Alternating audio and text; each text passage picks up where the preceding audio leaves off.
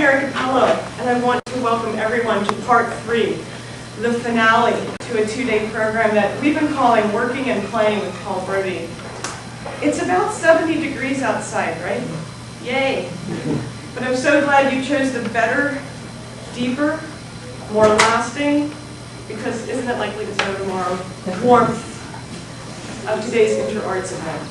Yesterday I thanked a long list of supporters and co-sponsors. I didn't include my mother, for making this artist inventor's visit to us possible. But today, I really want to thank Paul Brody himself for his generosity in giving so much to us these past 2 days. Last night, Paul literally talked to us with and through his trumpet.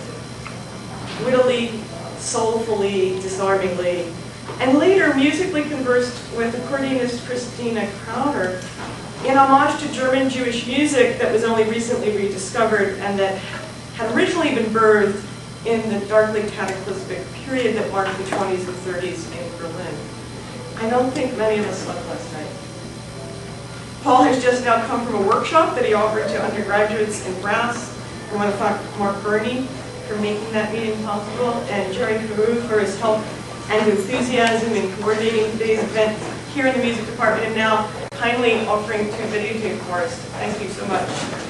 As Paul is quick to remind me, he's not an academic. I keep trying to tell him, thank goodness.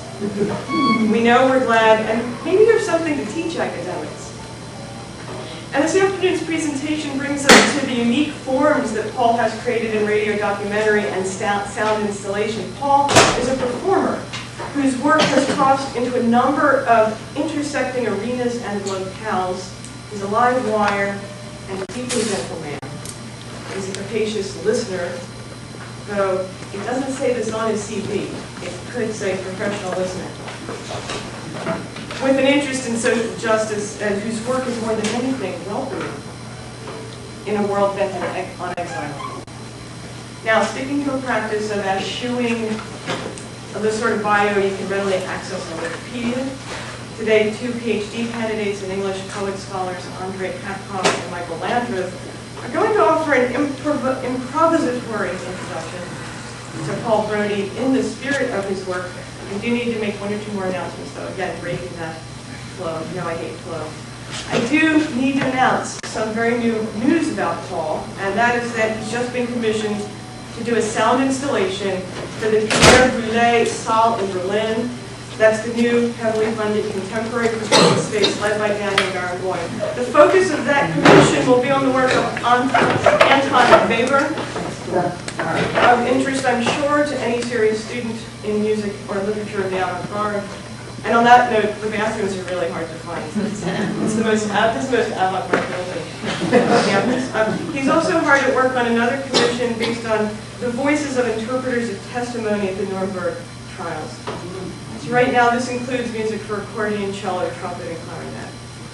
Having the chance to hear Paul describe the process entailed in creating this particular work is a discussion in itself, and I want to invite anyone here who's interested to join us after today's event. We're going to have a kind of after-party seminar-like discussion over in the Hoffman Room. There will be free food in Swan Hall, and we'll have some light food, and drink there to hold you over before the dinner hour. So please feel free to join us. It's ostensibly with a seminar in teaching in literary nonfiction and documentary art, but we want it to be as fun and collaborative as possible. Andre and Michael. With the creative company of his closest friends as a child, Andre Katkoff put on puppet shows, crafted poor paper replicas of video game weaponry, and doodled on the floor between the pews whenever sermons grew especially dry. He now finds himself in the PhD program at URI, of course, where he's studying the artful imaginative arrangements of language and the role it plays in society writ large, in hopes of better understanding art's catalytic knack for meaning-making and the transmission of truth by way of well-crafted lies. Michael Landreth comes into our program with a previous degree in creative writing and philosophy and an MFA in poetry, with a list of publications that include poetry appearing in Cheat River Review and on poets.org, and as the recipient of the 2016 Academy of American Poets Prize. So Michael and Andre, I might ask you to take it.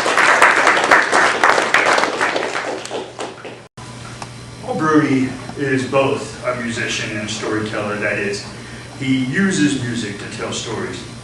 So in an effort, as Mary mentioned, to avoid the standard Wikipedia-type instruction, we're instead going to introduce Paul in a way that is inspired by Paul's work, that employs the jazz tradition of variation on a theme.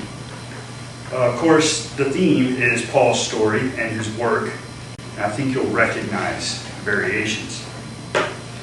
In a career spanning more than 2 decades, Paul Brody has recorded 10 solo albums and performed on 5 continents, including premier venues in Berlin, the MC93 House of Culture in Paris, the Chekhov International Theater Festival in Moscow, and Berg Theater in Vienna. He's also produced numerous radio programs for broadcasters, including NPR and West German radio. These programs often focus on the intersection of spoken word and poetry, which is a recurring theme in Paul's work. The trombone, that was a good partner for the voice. The other thing too is that in the voice melody, there's what we say, the words, which has a narration, but there's a whole different, there are many different levels of narration within our voice, itself. And spoken word. Where I come from, partly California, partly Europe. My mother was from Vienna, and she still has Viennese accent, some of that. And the whole narration in our voices that we carry with us, it's so often that the person's ear filters out a lot of information in order to get to the words. We're very logical and word-oriented. What does this mean? And then so bringing out this musical qualities on these, as for me, it's a compositional playground, you can say. Most recently, Paul was partly California, partly a trombone, that whole different within our voice, within our logic, word, what does this mean? And the voice melody, voice melody, there's narration, E's accent. She still has the whole narration in our voices that we carry with us. Logic, words, a good partner. It's a compositional playground, so there's some of that. Another recent radio feature, Most Wanted Poets Escape from Alabama, the prison explores the effect of art and poetry in the harsh environment of the Alabama prison system. As artist-in-resident for the Munich Kammerspiel Opera Department, Paul has constructed numerous sound installations which explore the parameters of singing and spoken word.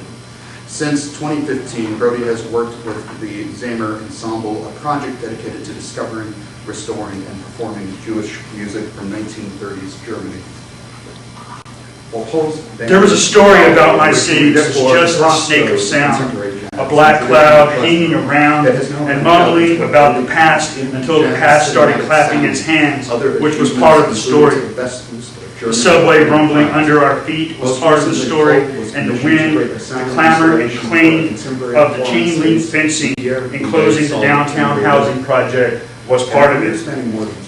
Front steps of a church on a Sunday, a wretch like me heard the plot unfold.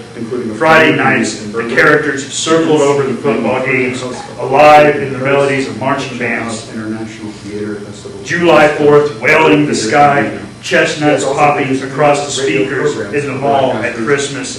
Every night, the siren of a train tugging the city in, taking us homeward, reminding us where we are, what we need to know. Please join me in welcoming 2018 University of Virginia Artist in Residence and University of Rhode Island guest artist, Paul Brody.